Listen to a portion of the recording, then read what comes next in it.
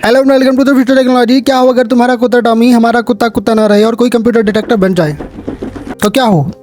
आप कहेंगे कि वो तो और अच्छी बात है, राइट? जी हाँ, अब वैज्ञानिक कुत्तों को और एडवांस बनाने की मुहिम में लगे हैं। अब कुत्ता कुत्ता नहीं रहेगा, एआई रोबोट का काम भी करेगा। नोज कंप्यूटर इंटरफेस कुत्तों को सुपर डिटेक्टर में बदल सकता है। स्टार्टअप कैनरी चूहों और कुत्तों के लिए तंत्रिका प्रत्यारोपण विकसित करने के लिए अमेरिकी ऊर्जा विभाग की प्रयोगशाला के साथ साझेदारी कर रही है, जो उनकी गंध को पहचानने में सक्षम होंगे। अब जो दिल चुराते हैं या पर्स, पहचान आसान हो जाएगी। अब तो सुधरने में भलाई है। अपनी एडवांस सूंघने की क्षमता के कारण कुत्तों का उपयोग सैकड़ों वर्षों से जंगली जानवरों का शिकार करने और अपराधियों की तलाश करने के लिए किया जाता रहा है। हवाई अड्डों पर वे विस्फोटकों और अवैध दवाओं की पहचान करने में मदद कर सकते हैं। आपदा की स्थिति में वे जीवित बचे लोगों को बचाते हैं और मानव अवशेषों की खोज कर सकते हैं।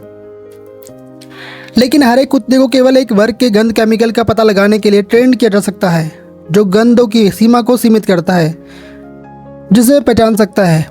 ट्रेनिंग में हज़ारों डॉलर खर्च होते हैं और कई महीने लगते हैं। फ्लोरिडा के स्टार्टअप कैनरी के लिए असली समाधान कुत्तों को न्यूरो टेक्नोलॉजी के साथ मिलाना है, ताकि वे बम और अन्य इलीगल चीज़ों से लेकर मानव रोगों और पर्यावरणीय जहरीले पदार्थों तक का सब कुछ का पता लगा सके।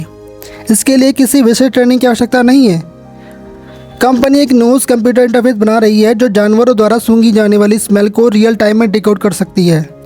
कैनरी के सीईओ गैब्रियल लावेल का कहना है, अगर आपको बस एक बटन दबाना हो और भाप का नमूना लेना हो और तुरंत रीड आउट मिल जाए तो ये कितना आसान होगा। और हाँ, कंपनी ने अपना नाम उस पीले पक्षी से लिया है जिसका उपयोग कभी कोयला खदानों में जहरीली गैसों का पता लगाने के लिए किया जाता था।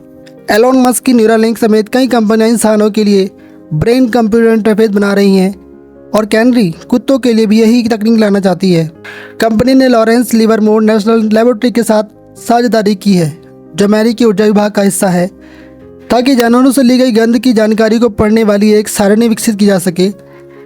टिश्यू पेपर के एक टुकड़े से भी पतला और अमेरिकी डाक टिकट के 1/4 आकार का इसे जानवर के घ्राण बल्ब की सतह पर रखा जाता है। मस्तिष्क का वह केंद्र जो गंध को प्राप्त करता है। जब कोई जानवर गंध को पहचानता है तो घ्राण बल्ब में न्यूरॉन सक्रिय हो सकते हैं। सारणी तंत्रिका संकेतों को एकत्र करती है और उन्हें एक छोटी वायरलेस कंप्यूटर इकाई को भेजती है, जो उन्हें डिकोड करती है। अब तक इस सिस्टम का परीक्षण चूहों पर किया गया है, बाद में कुत्तों के लिए एक डिवाइस आएगा।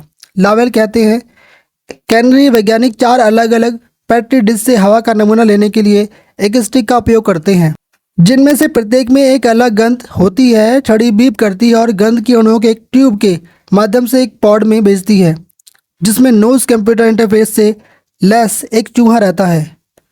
जानवर द्वारा गंध सूंघने के कुछ सेकंड बाद गंध की जानकारी एक फ़ोन पर भेजी जाती है, जो पॉड के ऊपर बैठा है। एक मोबाइल ऐप उस योगी का नाम प्रदर्शित करता है जिसे जानवर सूंघता है, साथ ही एक क्वालिटी स्कोर भी दिखाता है, जो अणुओं की क्लैरिटी और मिक्सचर को ध्यान में रखता है।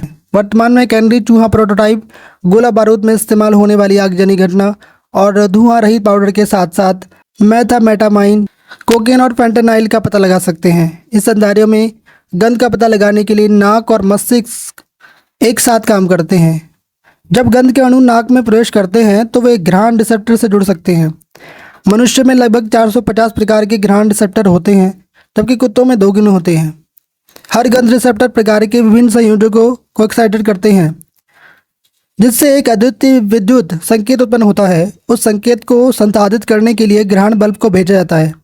लावेल घ्राण बल्ब की सतह की कंपेयर एक विसात से करती हैं। जब कोई गंध आती है तो विसात एक विशिष्ट पैटर्न में वर्गाकार आकृतियां चमक उठती हैं। अब आगे क्या होने वाला है कोई नहीं जानता। Look at the technology how expanding this for now, we will see you soon in a new discovery. If you find this useful, please don't forget to subscribe, like and share. Thanks for watching. Have a great day.